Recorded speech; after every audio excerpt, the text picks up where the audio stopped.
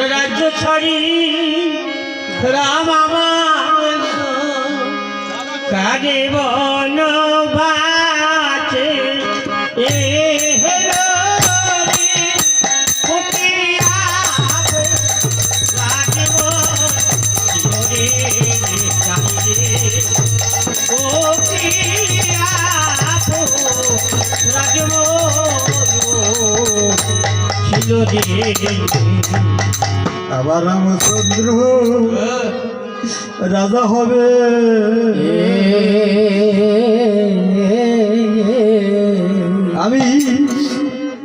আমি করলে মোধি বাসরে পতিয়া রাজম ছিল রে। ওরে কইতে মন্ত্র না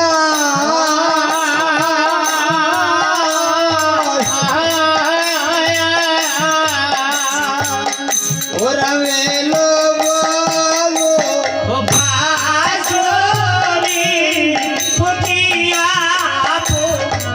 রাজম ছিল রে। আমার রামচন্দ্র খেলতো খেলা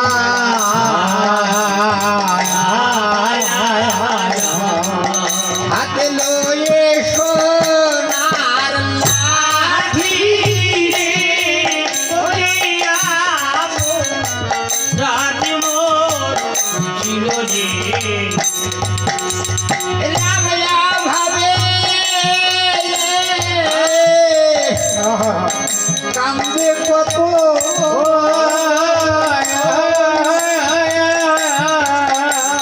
রামের কত খেলার সাথী পতিয়া রাজম ছিল রে। রামের কত খেলার সাথী তারাই আমায় ডাকে রামের মতো ডাকতো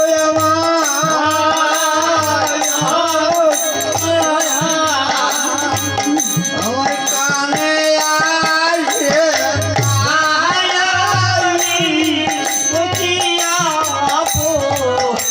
রাজম ছিল রে।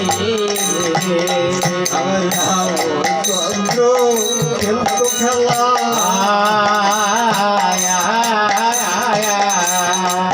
হাতে লয়ে সোনার ভান্ডারে পতিয়া রাজম ছিল রে। ওই রামের কথা মনে পড়লে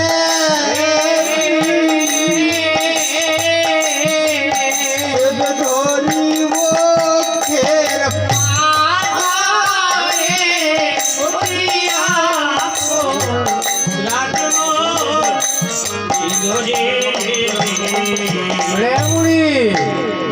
রামচন্দ্র কি তোমার উদরে জন্ম নিয়েছিল নাকি? ওরে হ্যাঁ তাহলে তোমার সে উদরের চিহ্ন আছে তো?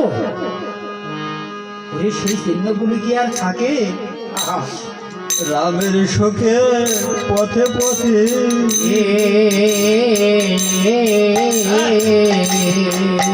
আমি কেন্দ্রে সারি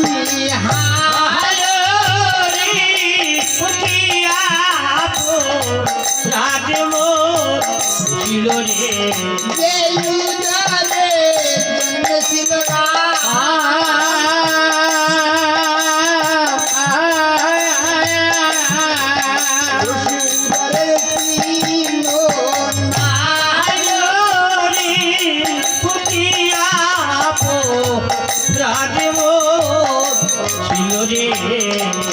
হনুমান বলছে বুড়ি জানো না আমার বানরিয়া বুড়ি এই লেম্বুরের বাড়িতে ভাঙবো তোমার মাথার খুলি। ওই কথা বলে হনুমান তখন লেজটা দিয়েছে টান, ভয় পেয়ে বুড়িয়ে বুড়িয়ে আর গড় ফিরে আইল রে সেই ধার্মিক বিভীষণ। সাবধান সাবধান রে রাজা পবন হনুমান কে হলো খুড়া? সাবধান আছো বাবা। আমি সাবধান আছি খুড়া। কি বলছো? আবার একজন এসেছিল, কে এসেছিল? দয়াবার রামচন্দ্রের মা কৌশল্যা। কৌশল্যা রানী? হ্যাঁ, সে এখানে এই রাত্রে কি করে আসবে? তোমাকে দেখে কেমন মনে হলো? আমার তো মনে সন্দেহ জেগেছিল আমি ঠিক সেই দুষ্ট বেটা মহিলা। ঠিক বুঝতে পারছো। 3টি প্রহার বেশি কেটে গেছে, 3টি মা আপনার ঘাট হয়ে গেছে। আর একটা প্রহার রাখতে বললে আমাদের রাম লক্ষ্মণ বাঁচে। তুমি খুব সাবধানে থাকো হনুমান, আমি যাত্রা করছি। পুরো বয়স আমি খুব সাবধান। সদা স্কন্ধে যাত্রা করে ধার্মিক বিভীষণ।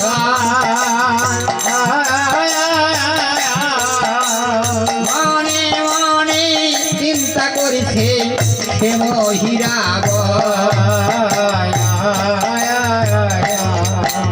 মহিরাবন বলছে 3টি মায়ের ঘাট হয়ে গেল, 3টি প্রহার বেশি কেটে গেল, একটা প্রহার বেশি আছে। এখন আমি আর কোন বেশে যাব? আর তো উপায় নেই, কোন বেশ ধরবো? আর আমি পিতার কাছে প্রতিশ্রুতি দিয়ে এসেছি রাম লক্ষ্মণকে হরণ করে পাতালে মা ভদ্রাকালী দুয়ারে বলি দেব। আজ যদি প্রহার এই একটা প্রহার বেশি কেটে যায়, পিতার কাছে আমি মিথ্যাবাদী হয়ে যাব। তাহলে আমি তো রাম লক্ষ্মণকে হরণ করতে পারলাম না। উপায় কি?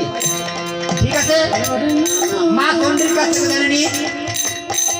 এবার চণ্ডী মন্ত্র পড়িয়া মহি হাতে দিল তালে। পাতালপুরে থেকে জানিতে পারিলেন মা কালী। মা কালী পাতালপুর থেকে জানতে পারে বছরে পদ্মে আমার আসনখানা ধরছে। আমার মন বলছে মহিরাবন আমাকে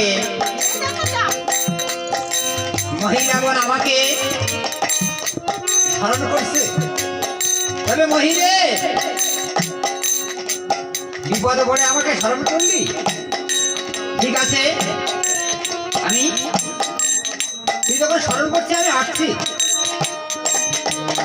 এবার শূন্য থেকে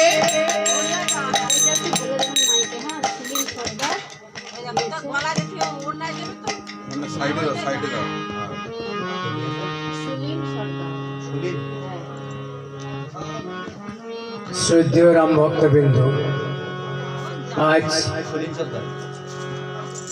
মহিরাবন পালায় সন্তুষ্ট হয়ে গায়ক স্বপন কুমার রায় মহাশয়কে পুলিন সর্দার সুনীল সর্দার মহাশয় 100টি টাকা দান করলেন। ওই সঙ্গে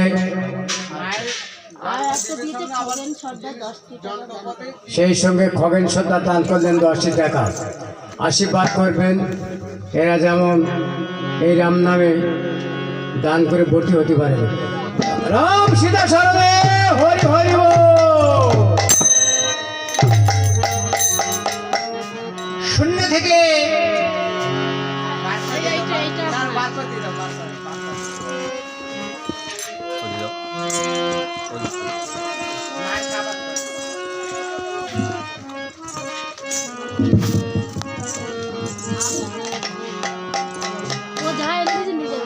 শূন্য থেকে মা ভদ্রাকালী ডেকে বলছে, ওরে মহি, তুই বিপদে পড়ে আমাকে স্মরণ করলি?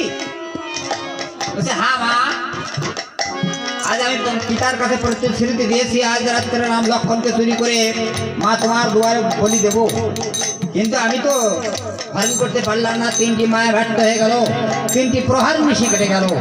এখন কি করব মা? ওরে মহিরে, তুই যাত্রাকালে আমার নামটা স্মরণ করে যাত্রা করলি না? আমার মন্দিরটা তুই বামে করে যাত্রা করলি। শোন, যাত্রাকালে আমার নাম স্মরণ করে যাত্রা করলে তার ফল কেমন হয়। যাত্রাকালে যেই জন বলে দুর্গা দুর্গা, গানে বনে ভবানী তারে আপনি করেন রক্ষা।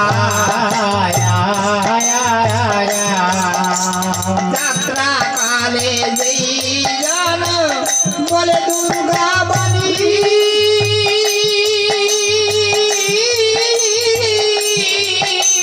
গানে বনে রক্ষা তারে করেন মা ভবানী।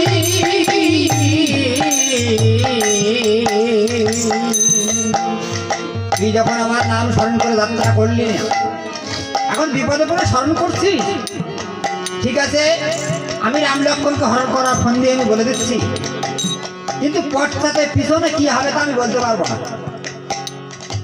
এই সন্ধ্যা থেকে মা ভদ্রাকালী বলছে, ওরে মহি, ওদের মধ্যে একমাত্র বিভীষণ তোর খুড়া বাইরে আছে, তোর বিভীষণের মূর্তি ধারণ করে তোকে যেতে হবে তারে, তাহলে দ্বার ছেড়ে দেবে। তাই মা, আমার খুড়ার রূপ ধারণ করতে হবে। হ্যাঁ, কার্য উদ্ধার করতে গেলে কিনা করতে হয়। ওই কথা বলে মা অন্তর্ধান হলেন। এবার মনে মনে মহিলা বোন ভাবিতে লাগিল, দেখিতে দেখিতে ধার্মিক বিভীষণ হইল। বিভীষণের বেশে মহি করিল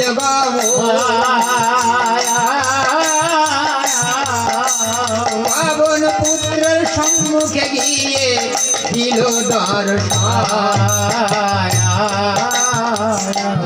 খুড়া, খুড়া, কি বলছো? এক্ষুনি তুমি আমার সঙ্গে কথা বলতে বলতে চলে গেলে পর বিচার করার জন্য, আবার ফিরে আসলে কেন? যেতে যেতে ফিরে আসলাম কেন জানো হনুমান? কেন খুড়া? পথে যেতে একটি কথা পড়ে গেল মনে,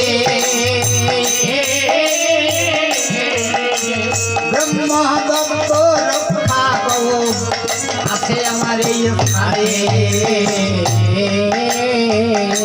হনুমান, এক সময় আমরা 3 ভাই ব্রহ্মদেবের স্তব করেছিলাম। তা আমার দাদাকে দিয়েছিল মৃত্যুবান ব্রহ্মদেব, আর মেজদা কুম্ভকর্ণকে দিয়েছিল 6 মাস জাগ্রত নিদ্রা যাবে, 1 দিন জাগ্রত হবে, আর ওয়াকারে যদি নিদ্রা ভঙ্গ করতে পারে কেউ তোমার বানরের হারে মৃত্যু হবে। তাই হয়ে গেছে, কিন্তু আমার একটা রক্ষা কবচ দিয়েছিল ব্রহ্মদেব।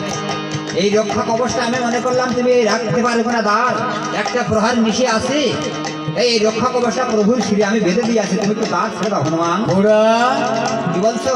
রক্ষা কবচ তোমার কোন কাজে লাগবে? স্বয়ং রক্ষা কবচ আমি দাঁড়িয়ে বসে আছি। হনুমান, তুমি একটু দ্বার ছেড়ে দাও, দেখো না আমি রক্ষা কবচটা বেঁধে দিয়ে আছি। খুড়া, ঠিক আছে, তুমি যখন রক্ষা কবচ দেবে তুমি আমার হাতে দাও, আমি যে ওদের বেঁধে দিয়ে এক্ষুনি ফিরে আসবো। না না হনুমান, না না মানে হনুমান, আমি ছাড়া রক্ষা কবচ কেউ বাঁচতে পারবে না। হনুমান বলছে, খুড়া একটু আগে তুমি বলে গেলে ব্রহ্মলোক হতে হনুমান তোমার পিতা আসে, দ্বার ছেড়ে হনুমান তুমি দেও না পাশে, তা আমার পিতার থেকে তুমি বড় হয়ে গেলে। না না হনুমান, বলেছিলাম ঠিকই, আমি ভিন্ন যদি কেউ আসে, আর যাহার পিতা তাহার কাছে দেবতা, তাই আমি বলেছিলাম একটু দ্বার ছেড়ে দাও। হনুমান, খুড়া মশাই, শত চেষ্টা করলে আমি কিন্তু দাঁত ছাড়তে পারবো না। পারবে না? না, আমাকে বিশ্বাস করতে পারলে না? আমি তোমাকে বিশ্বাস করতে পারছি না। তাহলে তুমি 3টি প্রহার নিশে আমি রক্ষা করেছি, হ্যাঁ, আর একটা প্রহার নিশে আছে, আমাকে যখন বিশ্বাস করতে পারলে না, তুমি রাম লক্ষ্মণকে দেখো, আমি চলে যাচ্ছি। হনুমান,